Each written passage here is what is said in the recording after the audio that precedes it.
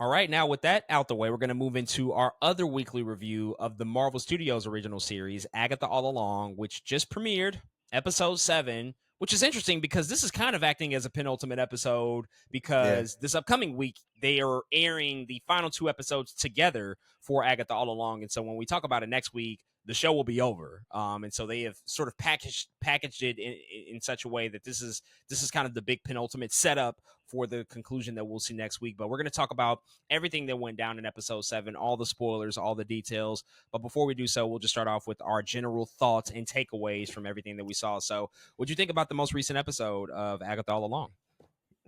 Dude, I actually maybe love this episode. Love might be the word. I think it was very creative episode of television that I just didn't see coming. We had been in we kind of talked about the formula in which we had for this show for so long, and how I think the last episode and maybe the episode before it kind of strayed from the path a little bit and what it might be. And this one is so interesting because we both get back on the path and do something completely different and unexpected. And I think I loved every bit of it. I just wasn't I just didn't see it coming. And I think that's the thing that gets me the most. A lot of times I can predict something or predict something small here and there, but here I was like, whoa, that is impressive.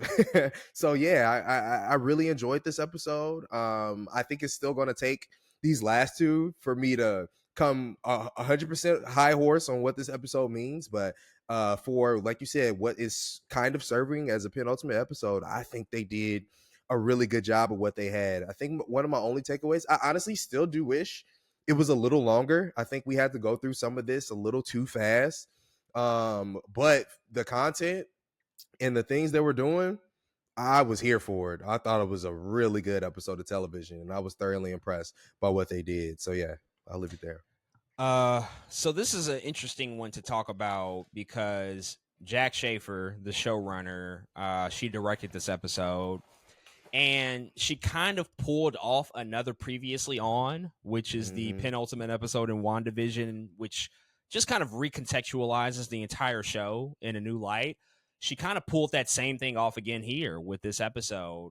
I don't think as successfully. I Mm-hmm. still think that previously on is probably one of the single best episodes of Marvel TV that we've gotten. But this one is pretty effective. It's really interesting because I do think that it caught me off guard and took me to places that I didn't expect, which is a good thing. I think in the case of this show, I agree with what you said about simultaneously putting us back on the path while still sort of shaking up the formula and giving us something entirely different. And that's a healthy and good thing to do at this point in the show because Mm-hmm. we've lost a lot of characters. Much has been informed and changed over the past few weeks, and so it also fills in the blanks on some things that just didn't really make sense earlier in the show. It's like, well, why did that happen? What's that about? They Mm-hmm. don't explain that. It does tie up some loose ends. It actually does fill in some of those gaps that I think we had some questions about, which is just positive stuff for me, and I think it was pretty effective. And ultimately, as we'll talk about it, Patty Lupone in this episode, it's really her episode. It's all about Ooh. her. She did a phenomenal job. She was Hey. really exceptional in this episode, and so I enjoyed all of that stuff. I enjoyed the things that they pointed to and referenced to that happened in a nonlinear fashion. And I do think that it does set up something very, very intriguing for what the final 2 episodes might ultimately be, because now I'm at a place where I really can't predict what's going to happen. Like, it doesn't Mm-hmm. feel like I have a good sense of like where it's going to land. And that, again, that's like another positive thing. And so I enjoyed it. I don't think I loved it as much as what I'm seeing around Mm-hmm. the internet. I know a lot of people really, really love this episode. I'm not that high on it, but I do think that this is one of their more effective episodes for sure. Like, I think just in Yeah. terms of the execution and actually like landing the plane on certain plot lines and certain plot threads that they had out there, they did a pretty good job at that stuff. And so I'm excited to talk about these details. But folks, with all of that said, if you've not seen the latest episode of Agatha All Along, we're going to go ahead and spoil all the things that went down. So you should watch it and come back and then finish out the rest of our conversation. And let's just dive in and talk about Patty Lupone in this episode and Lilia and her character, because she really is the centerpiece of this entire episode. And the big revelation here about her character that we ultimately find out is that which is crazy because she's essentially been experiencing this whole journey on the witch's road Hmm. entirely out of order. Like everything has just been completely off for her. She's been weaving in and out of the different trials at different points in time, which again I think it makes a lot of sense now in hindsight because there would just be these strange moments that would happen with her character. She would just utter something, say something out loud, and people would look at her like what are you talking about? And that's because Hmm. she just wasn't at the exact point in time in which they were. And this is just like showcasing how she has just never really been in control of her power. She's Yeah. never had agency really over that level of extraordinary power that she wields. And that actually taps into her youth. You know, we actually do get some flashbacks to her at a younger age, learning how to harness that power, learning how to, become a really, really effective witch. But because she can barely remember things, because things are out of order, it's just really forced her into a position in which she's always working on her back foot. She's always kind of coming from behind and never really fully in control. And by Hmm. the end of it, she certainly is in control, and we'll get to that moment. But I mean, what did you make of that? Like when you realized what was happening here, how they were starting to unpack her story, and they were going back and forth between the flashbacks and the stuff that was happening in this new castle and this new trial, just kind of painting that picture of who she is as a person and what she's been through. What did you just make of that development with her character from what we've seen throughout the show? Yeah, I think the more they said, or the more the story progressed in seeing how her life has kind of been out of order. She has been in control. The more I liked it. Like we literally start the episode and she's free falling, and you're like, what? But again, in a more uh, put my tin hat on, kind of thinking she's literally not in control in that moment. Like there's nothing she can do, and you're like, whoa, I don't know what's happening. And then we go through this whole thing and this whole story about her not being in control per se, and what that looks like for her, and in what moments can she be in control. And it was just usually time mumbo jumbo. We kind of talked about it in Loki a little bit too. Usually time mumbo jumbo, you're like, okay, what are we doing here? Can you make it make sense? I like it. I still like time concepts, but can you make it make sense? And here I think they do such a good job of making it comprehensible, especially if you paid attention to the previous episodes where she was randomly blurting out stuff. You're like, because we've always known, like all the watchers are like, what is going on here? Like, why is she saying this stuff? And now we're starting to put the pieces together, and it's giving her not necessarily a new look, but more agency over who was she supposed to be or what kind of witch she was meant to be. And so, yeah, I thought it was pretty cool the way they were able to kind of explain to us, like, we're watching her journey now in real time, out of time. Again, that's confusing to say, but like that's literally what was happening. And so I really enjoyed it. I thought it was a good use of time as a plot device. I thought they did a good job. Yeah, I think the big question coming into the show, knowing that it was really focusing kind of on this coven. Like, of course, Agatha is the Hmm. centerpiece, but all of these supporting characters have proven to be pretty important to what the show has been.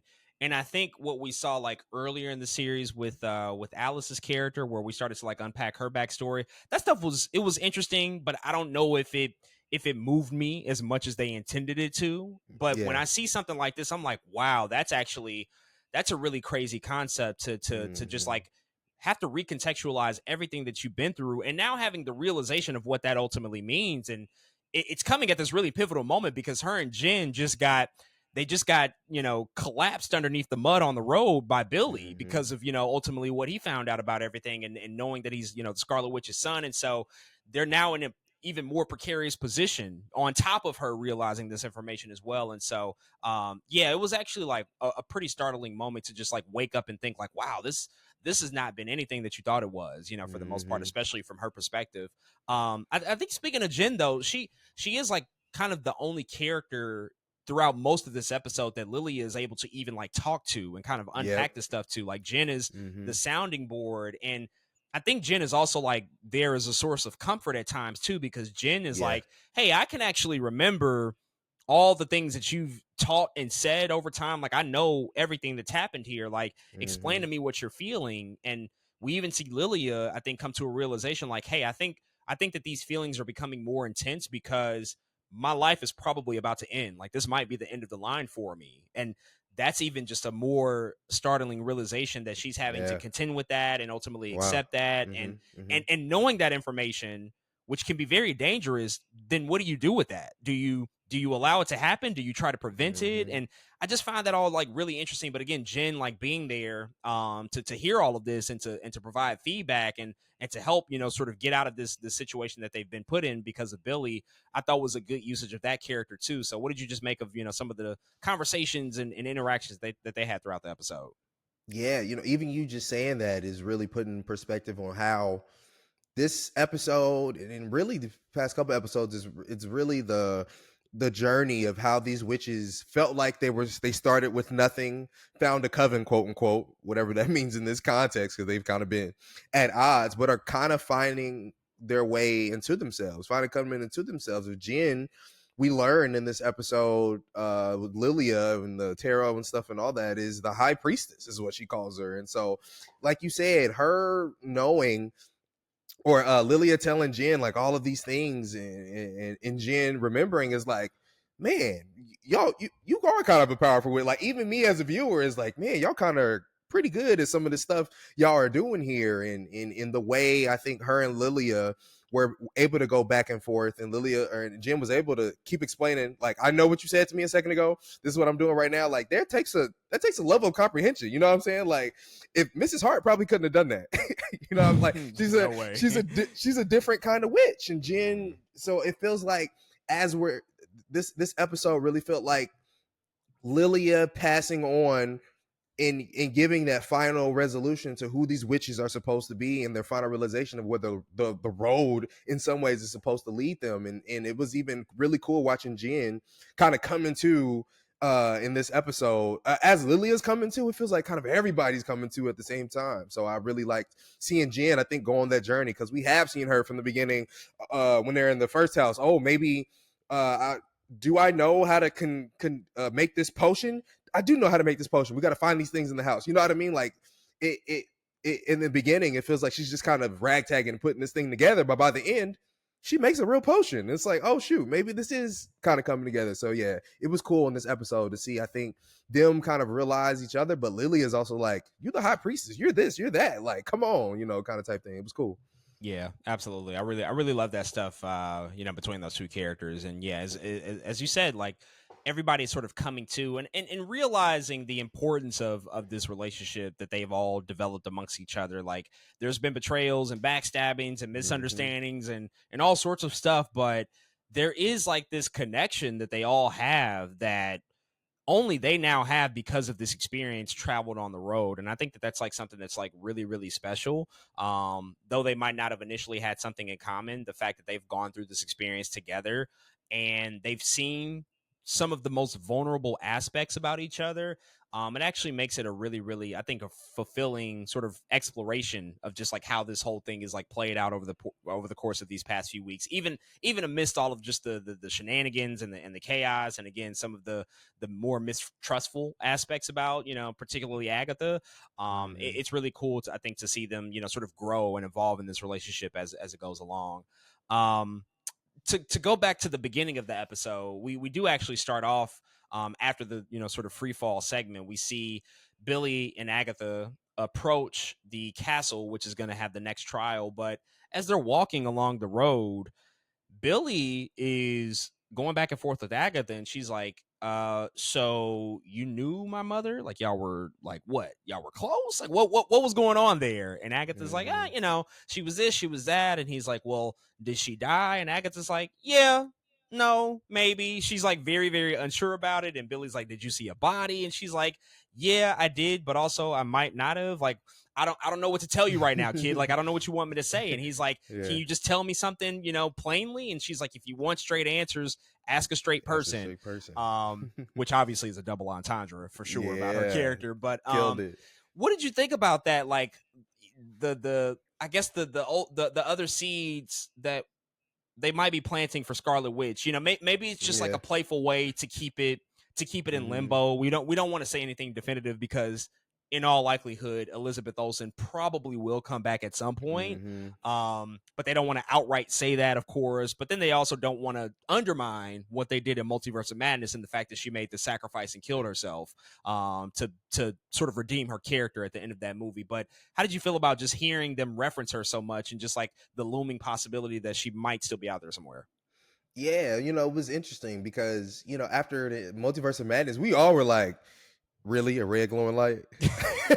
that's that's what we get. Like, that could mean anything. And, That and you kills me say it every all the time. time, like, if we ain't see nobody, you know what I'm saying? Like, we ain't see It nobody, ain't real. it ain't real. We definitely do not see a body for her. And so I love the fact that they are playing with it because, like you said, they don't want to undermine it because that did happen. And we know that happened. But also, there's also this thing of Agatha is also afraid what is to happen if Scarlet Witch is alive. You know what I mean? Not only that, but like she also doesn't want to be completely complicit in giving Billy all the answers. Like there's a lot of Yeah. layers there in which Agatha is kind of answering this question. One, she probably really doesn't know. Two, she's also probably just as afraid for her to be alive. So it's just really cool, I think, to see them playing with that stuff, and for even them playing with the dynamic of what's going on between Agatha and Billy, where he's like, you used to babysit me, Loki, and like, just like it's just crazy, to Yeah. kind of see what's going on here, especially given WandaVision. This show, I think, also it's very helpful that WandaVision was a good show. Like It's a good it's point. definitely Yeah. helping out what the show is, and I have to applaud them for that too, because this episode could have been like a train wreck, but they're able to like have the perfect, like, just really good callbacks to what that show is in such subtle ways and big ways that are impressive to me. So yeah, I thought it was good to see them together. I guess to that point, one of the big things, I guess one of the major criticisms about Multiverse of Madness was the treatment of Wanda in that film. I think a Mm-hmm. lot of people felt that her turn came too quickly. It kind of came out of nowhere. It was a real Daenerys Targaryen sort of situation for a lot of people. Mm-hmm. Mm-hmm. I can't remember. Did you feel that way? Did you think that her descent into that level of brutality and madness was sort of uncalled for based on where we left her in WandaVision? Because I think a lot of people did just like look at her go on this murderous rampage, and it's like, wait a second, she's not been that type of ruthless villain to just Yeah, kill, what was it, like dozens of sorcerers out of she turned nowhere. these sources up. I mean, had no remorse at all. Did not give any fucks. But I don't know. Did you feel like that was something that they did too quickly, or did it match up with where we saw her at the end of WandaVision leading into that movie?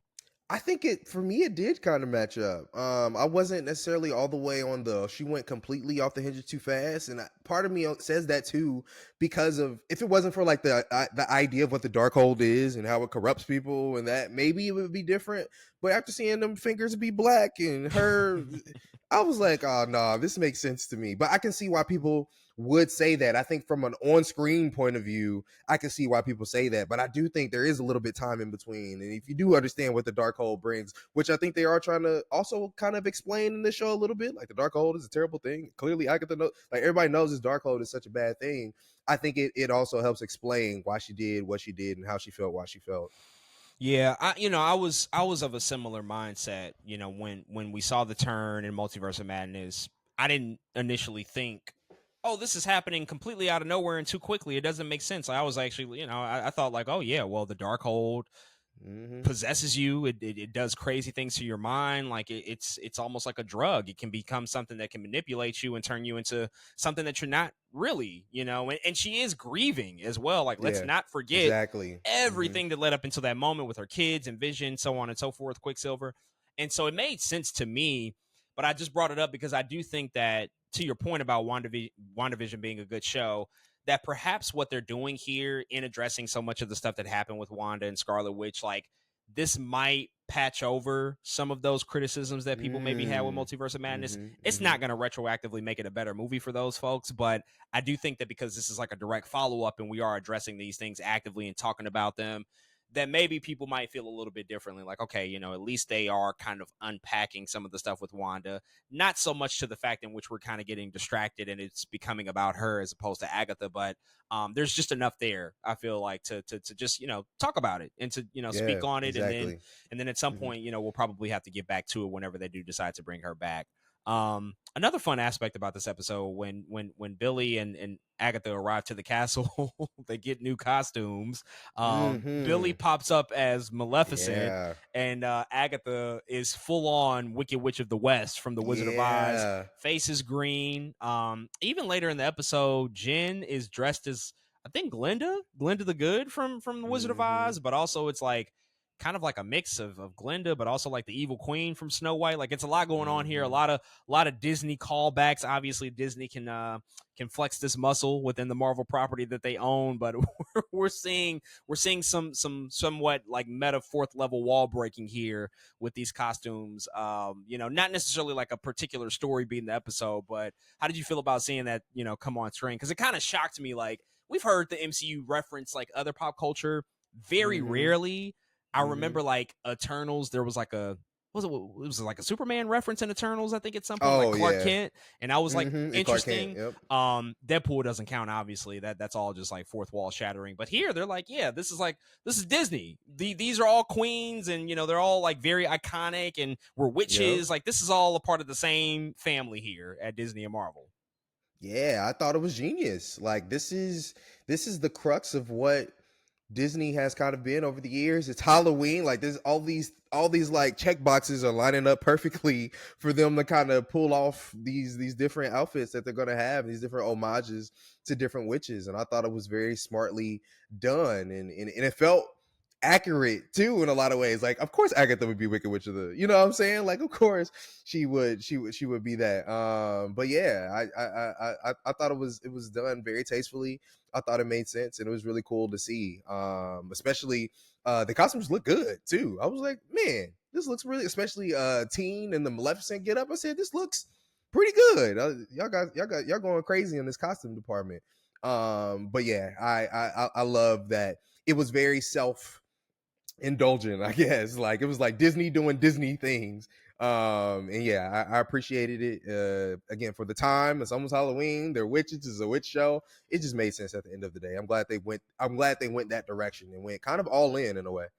Love good corporate synergy. Yeah, it was before I even saw this episode. So I was just in LA and I was just at the Disney parks, and there were Agatha posters all over the place. But the Agatha Mm-hmm. posters were next to, their Halloween campaign posters in which they're promoting their other Halloween Mm-hmm. shows and movies. Some of those being very direct things that were referenced in this episode. So Mm-hmm. without even seeing it, it was already in my head. And then when they, finally pulled that reveal out in the episode, I'm like, oh my God, they know us way too well to know that we're thinking Mm-hmm. about this stuff. And obviously everybody's in the Yeah. mood, and also, competing studio, but Wiccan is on the horizon. Like we're Yeah. about to see that Exactly. movie as well. So Mm-hmm. it's a fun moment for sure within this episode.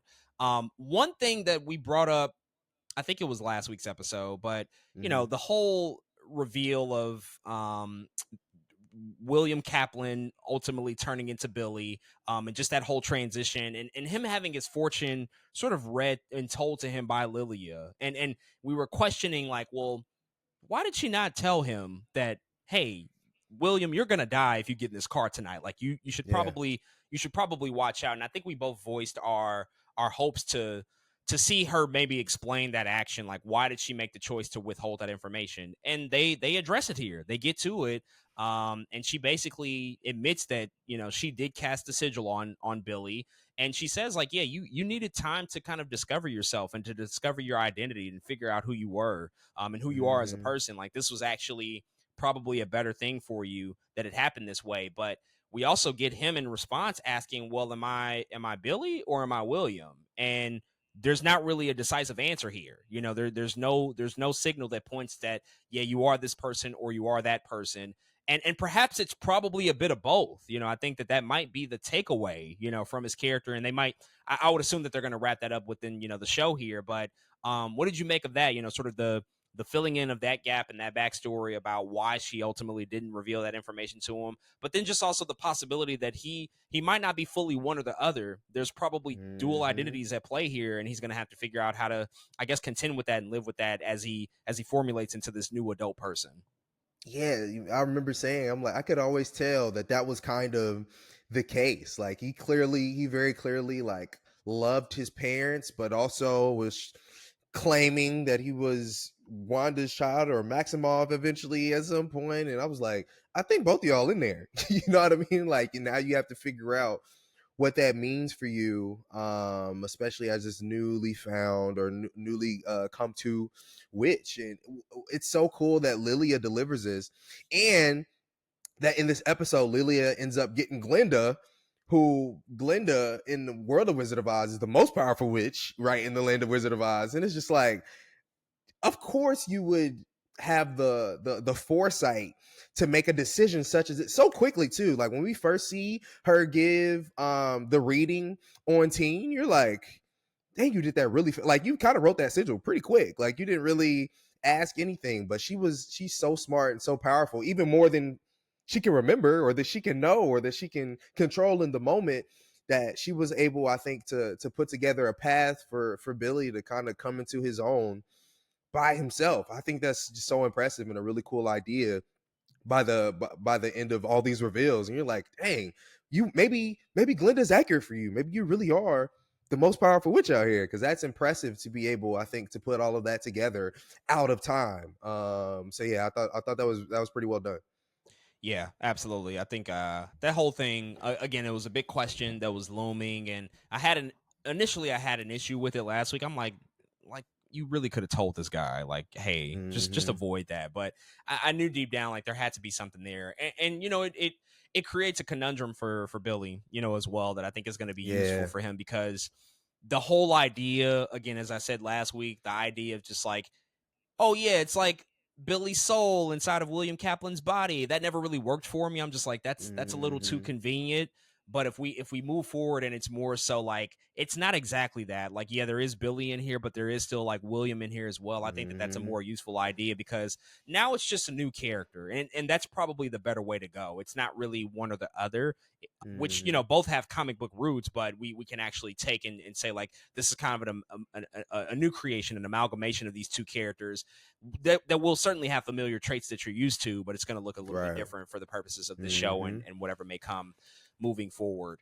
Now, big reveal happened in this episode, as the terror trial gets underway, and we see Lilia start to kind of figure this whole thing out, and kind of figure out how to conduct this trial and conduct the readings, and ultimately make sure that they're able to pass this trial. And we'll get to her sacrifice in a second.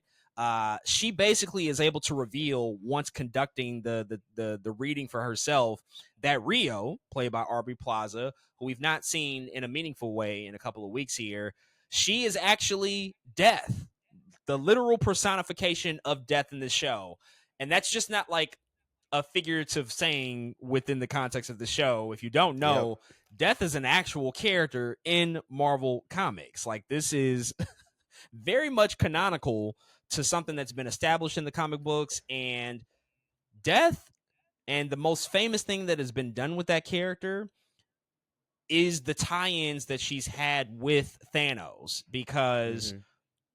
of the relationship that she has with Thanos, and ultimately how she informs his motivation during the Infinity Gauntlet event. And Mm-hmm. that was one of the looming questions all those years back, leading up to Infinity War, when we didn't really know what that movie was going to be. Oh, are they going to bring in Death? Are they going to have Mistress Death in this Mm-hmm. film? Is she going to be really the love interest and the motivation for Thanos to want to go around and collect the Infinity Stones? And they did away with that. They didn't go that route. It would have probably been too far out there and not made any sense. Like, there is no Death character yet in the MCU, and so they changed up that translation. But now Death is here, and Rio, this character that we thought was, definitely a powerful witch, but not of the highest order, I would say, amongst Mm-hmm. everybody. She's all of a sudden become this incredibly, incredibly, incredibly important character, Yeah. who not only has relationships with Thanos, but like other characters like Ghost Rider, and there's been stuff with Deadpool before between Death and other characters. Like, Mm-hmm. a lot going on, and a lot could mean, for her moving forward. But did you see this coming? How did you feel about the reveal itself when it happened? What do you make of, Death now being an official part of the MCU? Man, I didn't know she was Death, but I was side eyeing this woman the whole time. I knew it was something up, but I could not figure it out. And so I was both like, oh my God, she's Death. but also like, oh, of course she's dead. Like it was a little bit, that was a mixed bag for me when the reveal happened in terms of being surprised and not being surprised. I was like, oh, of course she's dead, because there was so many things that she was doing. I'm like, why are you laughing in this moment? Like there were just so many things that was happening. They were dropping all the clues too. When one of the witches died, she literally like came out of her grave. Of course she came out the grave because That's she's right. dead. Yep. When they were doing the Ouija board and it said death, who's here, and it said death, she started laughing. I was like, what are you laughing at? What's going on here? And she was like, I hate ghosts. Of course death would hate ghosts because they're not completely dead. You know what I'm saying? Like, there's just so many things that, and so many clues that I really appreciate kind of the reveal, because similar to how we felt about Lilia, you can go back and recontextualize everything that her character, that Rio is doing, and be like, oh, that's why she's doing that, because she's death. I remember they were in the studio, and remember she was saying Agatha, she was like, I just want my bodies.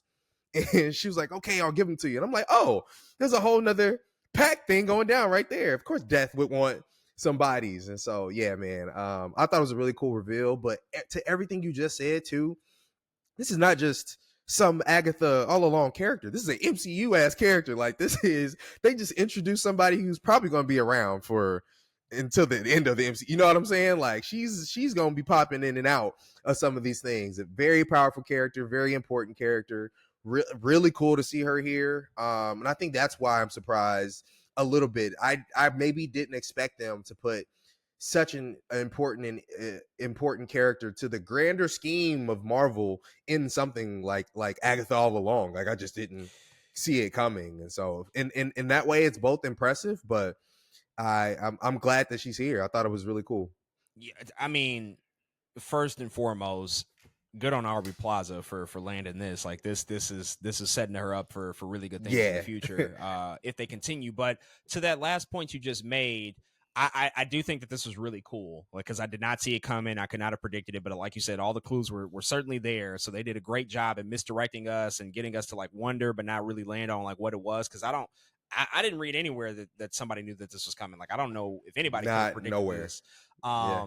But to that point, what I hope does not happen is that we get this really, really incredible, powerful, meaningful character in this show, and then we just dispose of her and never do anything ever again. Like that's what I don't want to happen, because I do feel like that in some of these shows that we've seen, we've gotten really, really big, important concepts. Like I think about Loki a lot, where it's like, yeah, y'all are doing some big things here. We're talking about like Yggdrasil and the Tree of Life or Eternity and all of this. Like, are we ever going to see this again, or is it just like for this show? And you got to service the project at hand. We shouldn't always have to think about, the larger MCU and how is it going to connect and da da da da. But that's what we're working with. And when you bring in Death and you just know like what's capable and what could be possible, it's like, well, I want to see more. I want to see her play with these other characters and have these other things go on, especially considering that we're getting some big movies coming up. And there's even rumors right now as we speak, that Josh Brolin might return as Thanos. Like there's rumors out there right now that might happen. So is there potential to tie in those characters and to play upon that relationship? Because I mean, listen, and please don't kill me when I say this, but Death in the comics, she has like the ultimate P power, because Thanos was going to do anything to prove his love to her. So much so that he's like, I'm wiping out half the universe because I love you. Like, had that man whipped beyond belief, like completely out of here. So if we can play upon that and have some fun with it, especially from Aubrey Plaza, who's like low-key perfect for that. Low-key perfect for that. I would be absolutely here for it. So I got excited when I saw it, but I'm like, oh man, I really hope that we can do more.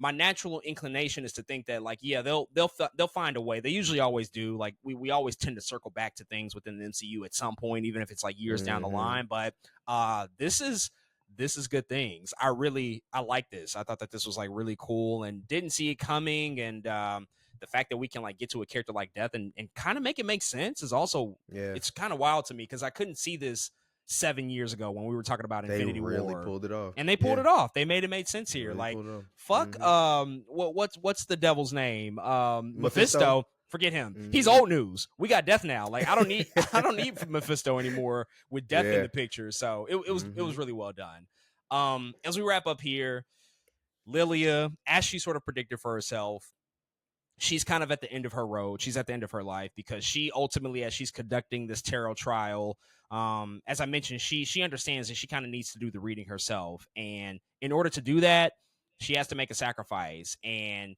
as this ceiling is lowering, which is threatening to kill Billy, Agatha, and Jen, what she's able to do is basically turn the ceiling and the entire castle upside down so that all of the Salem 7 kind of get impaled, Mm-hmm. on the spikes that are lowering from the ceiling.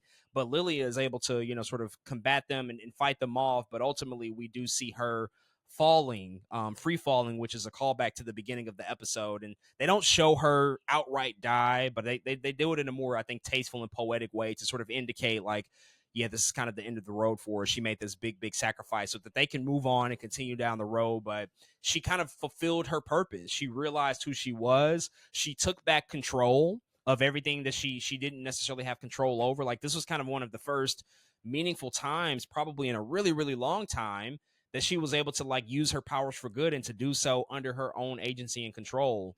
And the Mm. episode essentially ends off with the transition back to a young Lilia as she begins her first lessons with her mentor, which is probably like the really the first time that she started to understand even the concept of control. Like, how do I harness these powers and learn to utilize them? So a beautiful tie in there. I think a beautiful way to sort of end the episode and end her character arc here. Yeah. But yeah, what do you want to say about it? Just that whole moment, that whole conclusion, and ultimately like what Lilia did to save off, and to save Billy, Agatha, and Jen in that moment.